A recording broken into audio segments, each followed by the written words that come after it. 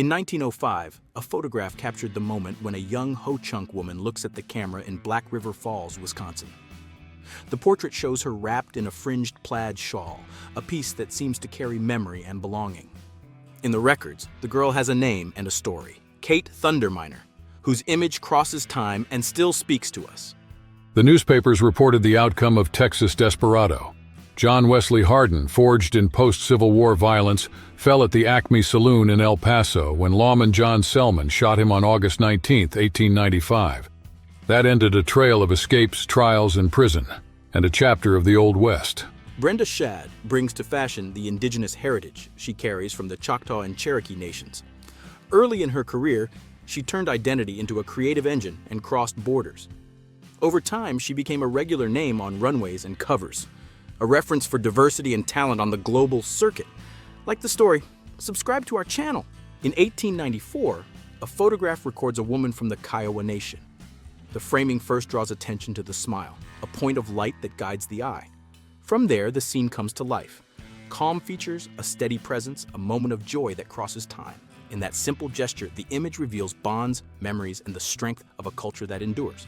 Taken in 1907 in the Bolivian Andes, the photo is considered the last known image of Butch Cassidy and the Sundance Kid. Cassidy is seen riding a mule. Beside him, Sundance adjusts the saddle. The frame captures the pair in the final stage of their flight, under the watch of authorities and scouts in the area, with informants scattered through the towns. In Gertrude Three-Finger, Cheyenne, William E. Irwin doesn't settle for a snapshot. From 1871 to 1935, especially in the 1890s and the early 20th century, he pursued a steady purpose: to document the life and culture of Native peoples in the U.S., building a collection that invites the public to connect more directly with that history. In 1907, the camera records Lucille, a Dakota Sioux woman, and invites us to look beyond the portrait. She appears in traditional clothing where beaded necklaces and crafted bracelets trace history on the body.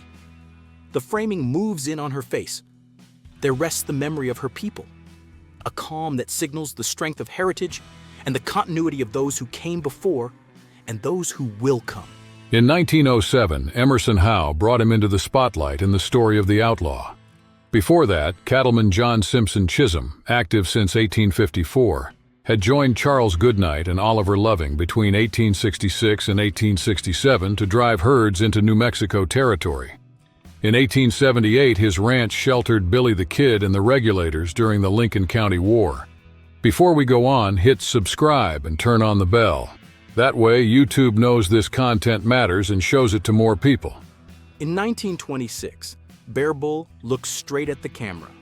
A Siksika elder of the Blackfoot people in northern Canada, he wears a braided hair knot above his forehead. It's not decoration. It signals his role as guardian of a sacred bundle tied to the medicine pipe tradition. In that frame, face, memory, and duty meet. The image seals a pact of tradition and responsibility.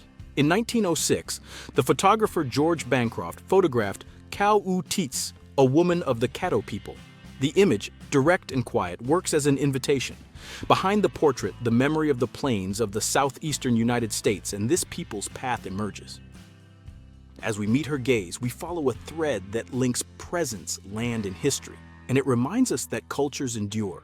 Born on the San Carlos Reservation, Apache Kid served as an Army scout in Arizona. In 1887, a mutiny ended in gunfire. Arrested and convicted, he escaped during transfer. He became hunted by posses and rangers, crossed Arizona and Sonora for years, and then vanished. In the early 20th century, rumors of his capture or death began to circulate.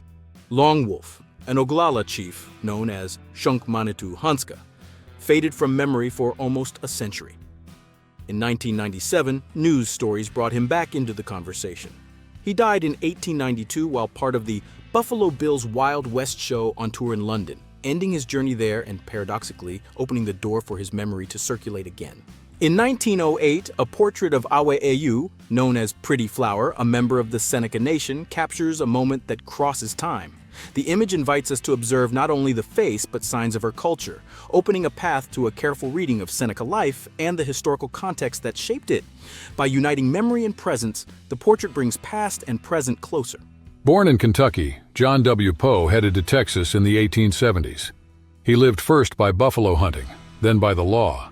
In 1881, at 31, he joined the Canadian River Cattle Association with one goal: to track down Billy the Kid. On July 14th, he accompanied Pat Garrett to Fort Sumner, New Mexico, where the chase ended in death. In 1901, Freddie Miller captured Sisters, an image born of his effort to record indigenous life in the United States. In it, Whistler and Hits the One Who Rides the Gray Horse appear on the Crow Reservation, the Apsaluke territory. The framing invites us to follow the thread of their paths and listen to what the portrait preserves, echoes of a time in transition. In 1910, a young Kalispel woman appears on the scene and opens a window into her people's world. Her presence carries us to landscapes, rituals, and memories that shaped lives in the Pacific Northwest.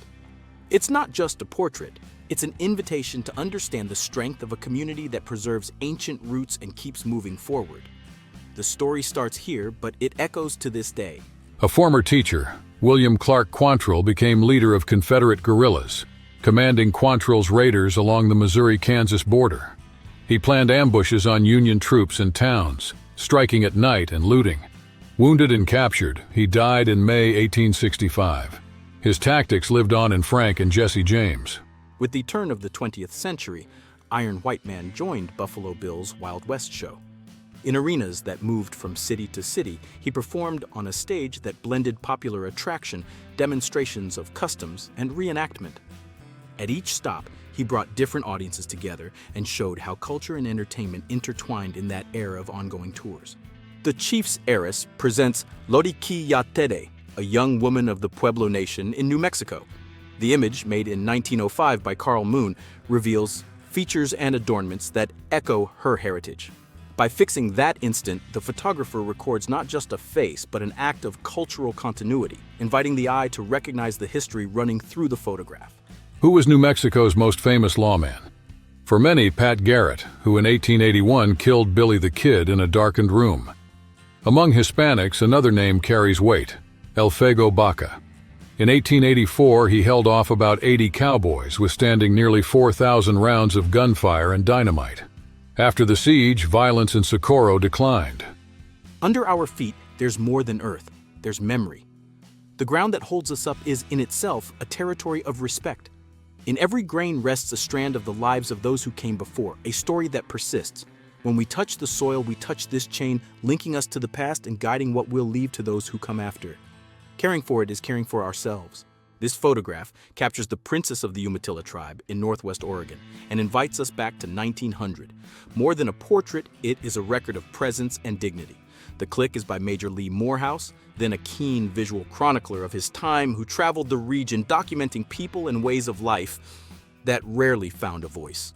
Bill Miner, born Ezra Allen Miner, spent years in U.S. prisons for horse theft and stagecoach robberies. Freed in 1880, he returned to crime and earned the nickname the Gray Fox. In 1904, in Canada, he pulled off the first successful train robbery. He's credited with the famous command, "Hands up," an icon of the Old West.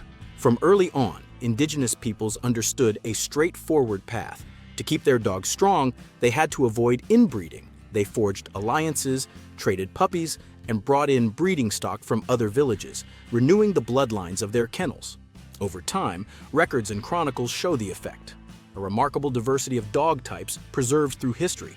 Goldie Jamison Conklin, a Seneca woman from the Allegheny Reservation, played a central role in indigenous life in the early 20th century. A 1910 photograph records her steady gaze and the posture of someone who carries a collective story. In it, every feature suggests the memory of her people and the continuity of a tradition that crosses generations. Around her, time seems suspended. Nicknamed Badman, Billy Brooks served as marshal in Newton and later in Dodge City. After gunfights tarnished his reputation, he gave up the badge. In 1874, he became a driver for Southwestern Stage Company. When the company lost its mail contract, he joined a plan to loot rival shipments. Arrested, he was dragged from his cell and lynched on July 29th.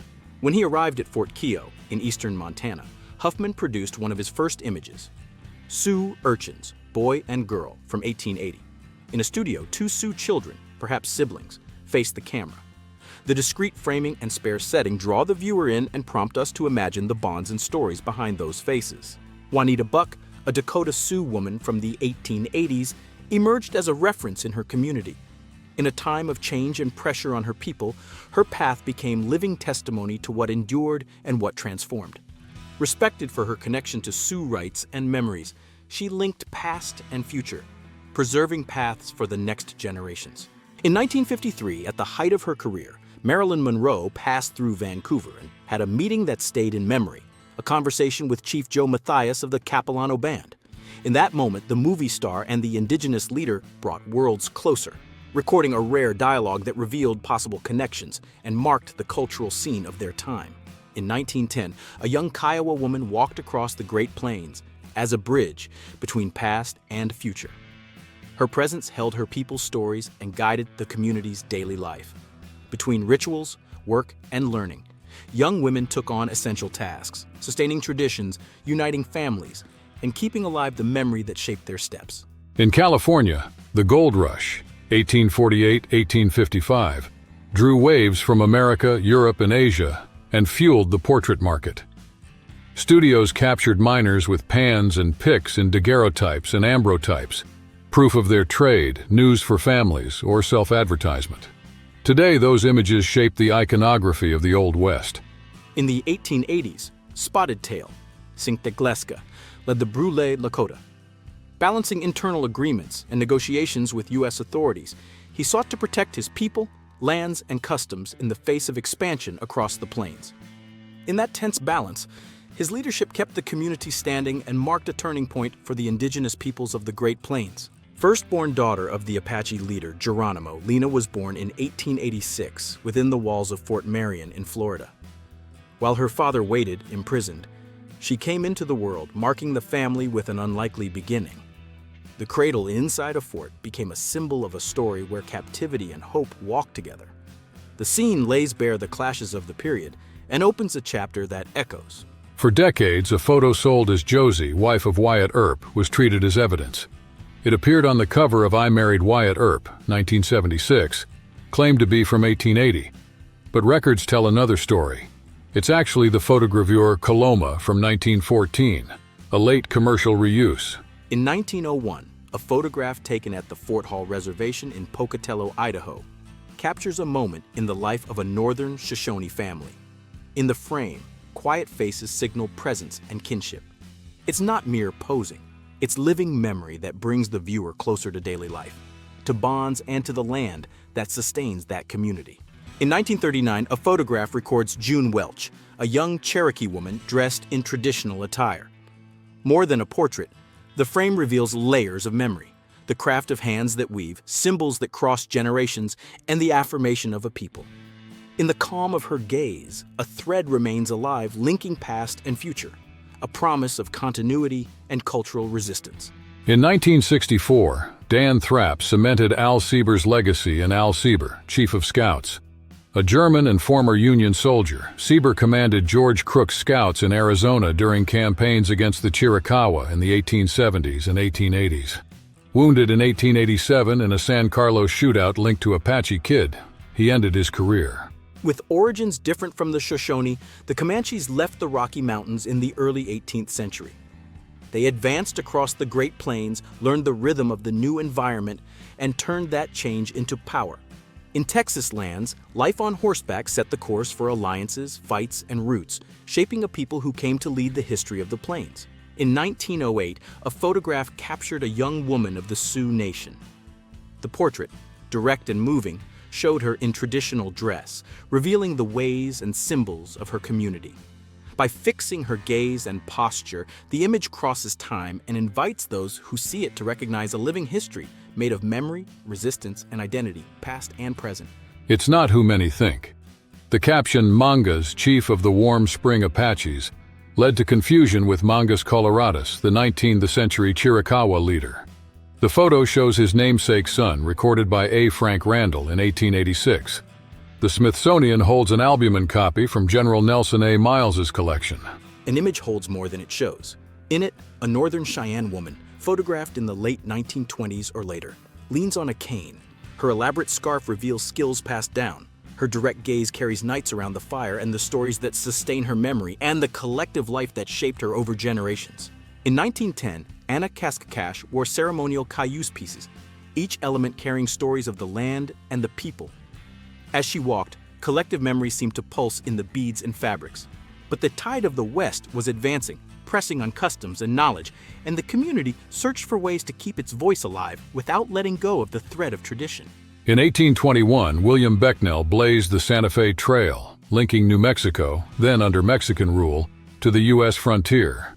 In the decades that followed, caravans of traders, soldiers, and settlers crossed it, boosting Santa Fe.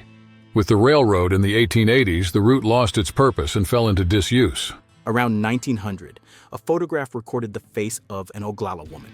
It's not just a portrait. It opens a window onto the everyday life and traditions of her people on the plains of the United States. Meeting her gaze, we sense the gestures and ties of an era. Today, the image keeps the memory of a life and clues to a time that still calls to us. Around 1900, Minnie Lou Ottinger Bradley moves through a world in transition. Her path, marked by everyday life and major events, shows how the turn of the century reshaped habits, ideas, and opportunities. Amid political debates, new customs, and technical advances, she watches the future take shape, and she leaves traces of the time to come.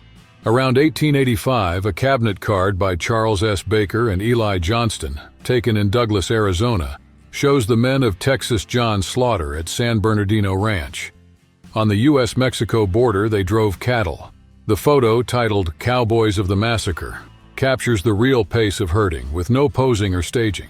From the Great Basin in the western U.S., the Shoshone made mobility a way of life. Starting from a dry territory, they moved north and east along hunting and trade routes. That's how they occupied areas that today include Idaho and Wyoming, where their customs still guide stories, encounters, and the memory of the people. In 1910, a photograph invites us to meet an Arapaho woman. On the plains of North America, her traditional attire reveals a story of belonging and resistance. The frame is not just a record, it's a starting point to remember the presence of the Arapaho people and how the culture stayed alive at that time, an echo that crosses generations.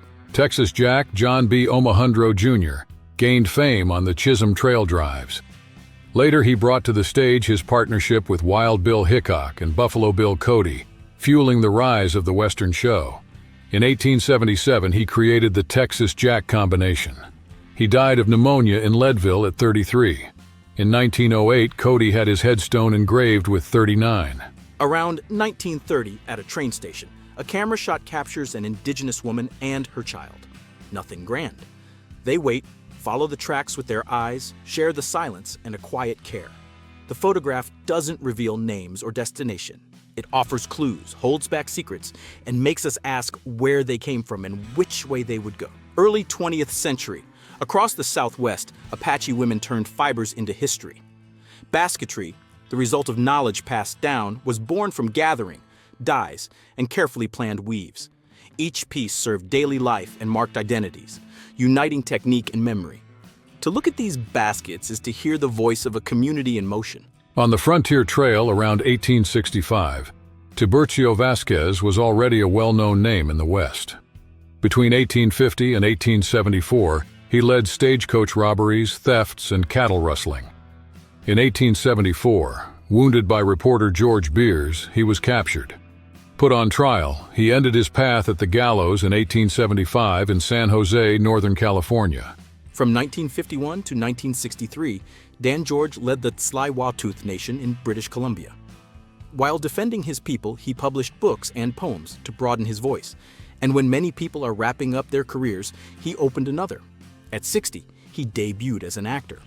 From that turning point on, he brought leadership, words, and performance together, leaving a lasting mark on Canadian culture. Alice was born in the early 20th century. Her indigenous origin remains uncertain, with clues linking her to the Cayuse, Walla Walla, or Umatilla peoples. The lack of records doesn't erase her trail. Her story crosses these nations, and in this meeting of roots, her memory gains a voice and inspires new questions about the place she held. The silence of the archives keeps the riddle alive. In 1875, a cabinet card shows Ben Thompson, famed gunman and then police chief of Austin, in a half-length portrait dressed in a suit against a plain backdrop. The image, printed and mounted on stiff card, follows the commercial standard of the time, a studio product made for sale and for circulation in family albums. Lucy Thompson, a Yurok leader from Northern California, transformed her people's history. Raised among rivers and rituals, she learned English and spoke with the outside world. She broke the silence by recording Yurok narratives, practices, and knowledge in books, saving memories that might have been lost and strengthening the identity that keeps the community united. Born in 1886, Julie Nelson came from a Native American lineage. She grew up among stories, rituals, and crafts that set the village's rhythm. The land wasn't just scenery, it gave meaning, food, and direction. By following in her people's footsteps, she kept alive practices and values that crossed generations, keeping the community together. Her daily life reflected collective choices and respect for ancestors. In 1880, a photo card titled "The Real Cowboy Captured Alive" shows Cottonwood Charlie Nebo alongside Nicholas Janis, a French-American settler in Nebraska Territory. Sources connect Janis to Joseph Antoine, interpreter at Fort Laramie, possibly his brother or descendant, in what was then Wyoming Territory. Tsianina Red Feather Blackstone was born in Eufaula, Oklahoma, and belongs to the Muskogee Nation. She made her voice an instrument of presence. A singer, stage artist, and activist, she took her message beyond the shows and opened paths. By uniting tradition and the future, she called out injustices and celebrated identities, leaving a legacy in her people's history and in Native American culture. An unnamed young woman dominates the scene, carefully balancing her bowls while the gesture holds the eye. Made during the Platino-type period, the photograph shows the strength of that process, with muted tones that draw silence and presence, in a dialogue between light and weight. The author is Adam Clark Vroman, who turned a simple moment into memory. Peter Bogardus grew up with guns and in the arena. He carried a Remington 1888 and another at his side. Trained by his father, Captain Bogardus, he joined his brothers Eugene, Edward, and Henry in Buffalo Bill's Wild West shows. On long, sold-out tours across the country, they helped popularize marksmanship in the late 19th century. For centuries, the Bannock, a people of the Great Basin, lived in southeastern Oregon and southern Idaho. Following rivers, valleys, and deserts, they traced routes, shaped rituals, and ways of making a living. Through seasonal travels and exchanges with neighboring peoples, they sharpened their knowledge of the land and made it an ally, basing their survival and the continuity of collective memory on it. Sawatanyuk, a young woman of the Kwakwaka'wakw Nation, grew up among rituals, songs, and crafts of the Northwest Coast. Around 1914, her routine was intertwined with the tides and the village's cycles.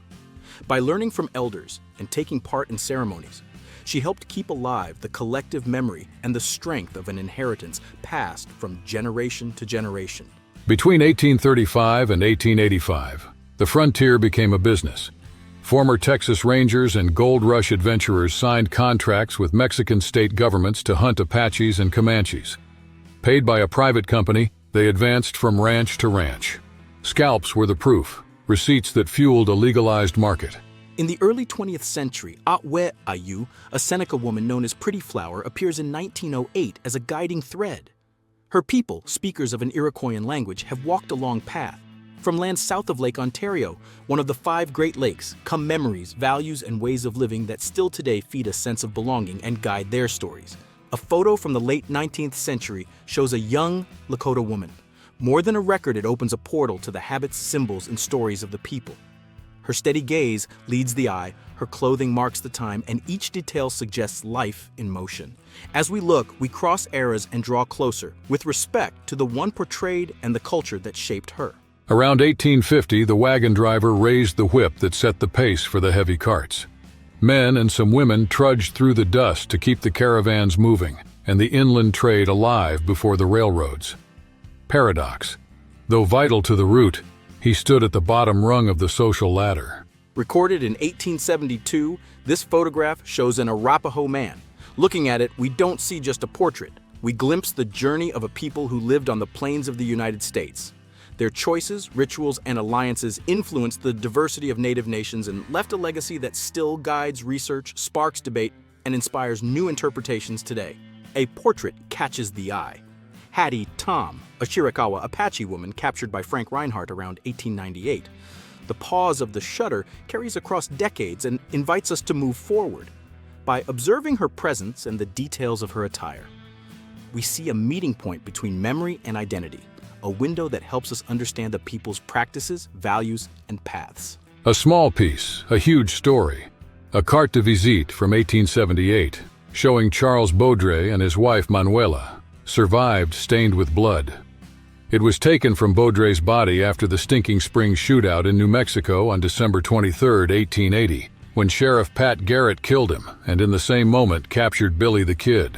In 1908, Roland Reed photographed the Moose Call. On a quiet lake, an Ojibwe man stays in his canoe and lifts to his mouth a piece made of hide or bark. His breath carries across the water's surface and calls the moose. In the space between action and echo, tradition and territory recognize each other. The photo reveals a technique that connects body, nature, and memory in a contained dialogue. Marcia Pascal appears as a bridge between memories and identities. Her path begins in the legacy of Lieutenant Colonel George W. Paschal, a presence that marks the family's history. Alongside that thread runs the Cherokee tradition, which guides values and belonging. Between these lines, she builds who she is and where she intends to take her story. In 1887, Cherokee leader Ned Christie was accused, without proof, of murdering U.S. Deputy Marshal Dan Maples. A manhunt through Indian Territory followed: sieges, shootouts, escapes. In 1892, his hideout was blown up, and he was executed. Afterwards, officers nailed his body to a door and posed for photos, displaying him as a trophy. If you like this content, hit the like button, click subscribe, and turn on the bell. That way, YouTube knows this content is relevant and shows it to more people. See you next time. A 1906 portrait opens the door to the Caddo Nation. In it, we hear the lives of people who worked the land and transformed regions, now in Oklahoma, Arkansas, Louisiana, and Texas. Between fields and waterways, they built villages, shared knowledge, and, watchful of outsiders, preserved rights. The photograph is an invitation and a warning, memory that insists on reaching us. In an early 20th century photograph, a young indigenous woman appears whose identity has been lost. Her traditional clothing indicates belonging and collective memory. The framing suspends the instant. Between the studio's silence and the echoes of her people, the image preserves an unlikely meeting between the past and the present gaze. Nameless, she crosses time. The 1870 photo shows, in the heart of a Shoshone village in Wyoming, the War Chief's Lodge. More than shelter, it was a space for decisions, meetings, and guiding the community. The image lays out a daily life shaped by leadership and practices that maintained culture and ways of living. In the background, the western landscape expands the scene. Julia Ann Keka of the Umatilla Nation appears in a photograph from 1880. The framing invites us to meet her face and with it a story that crosses generations. As we observe the image, we draw closer to Umatilla culture and the period's context, recognizing a presence that resists time and preserves collective memory and living traditions. In 1898, the Lions captures Hakasnacha, the Arapaho Little Chief. It's not just a portrait. Face, name, and path intersect. In his clothing and gaze, you see the authority of someone who leads.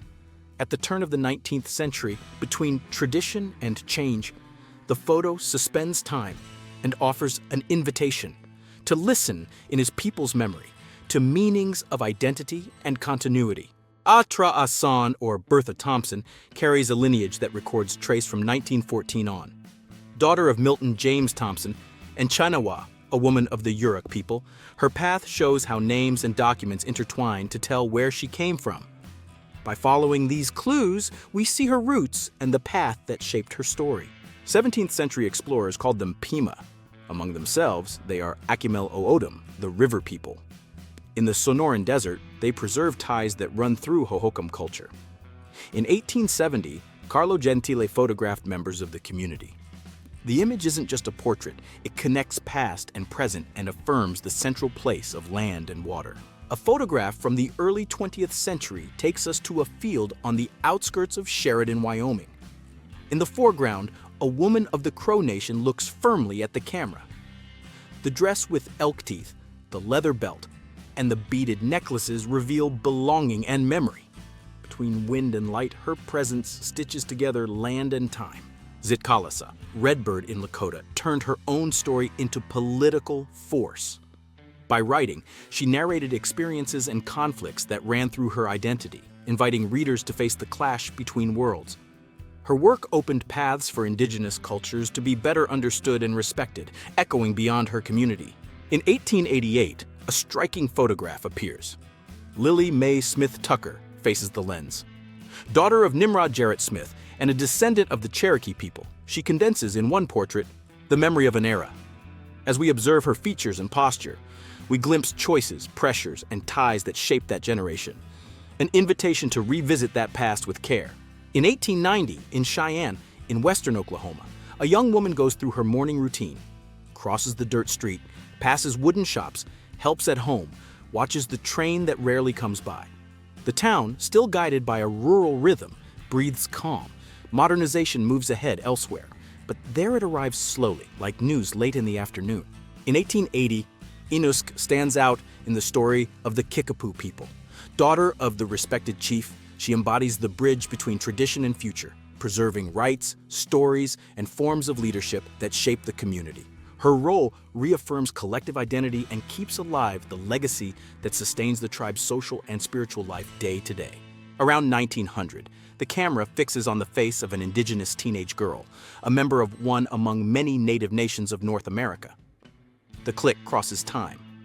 From the early 20th century to us, it reveals habits, clothing, and presences, and invites us to imagine the daily life and forms of resistance that sustained those ancestral communities. In 1923, Ada Lopez Richards of the Tolowa Nation emerges as a living portrait of a Native woman's experience in the United States. Her path, linked to coastal communities of California and Oregon, invites a close look at Tolowa ways of life and the changes that crossed indigenous peoples in the early 20th century in that period. In 1909, in White Cloud, Kansas, the lens records Nora Barada Murphy. A prominent member of the Iowa people, she carries a story that runs through the ancestral territories of Kansas and Nebraska. The portrait, direct and calm, reveals her steady presence and invites the eye to recognize the continuity of that memory and her place in the community. In 1892, a young Kiowa woman draws attention. The dress she wears, made in her people's style, carries beads and fringes that tell stories. As she walks, she carries the elders' voices and the memory of the land. Her presence links past and future and invites those who see her to notice that tradition is a living path, not a distant memory. Around 1900, Josefa Rios of the Tohono O'odham Nation, also known as Papago, became a respected figure among her people. With a firm voice and attentive steps, she organized gatherings, taught rituals, and recorded memories, keeping alive the thread that links the young to ancient knowledge and ensuring that the community's story moved forward.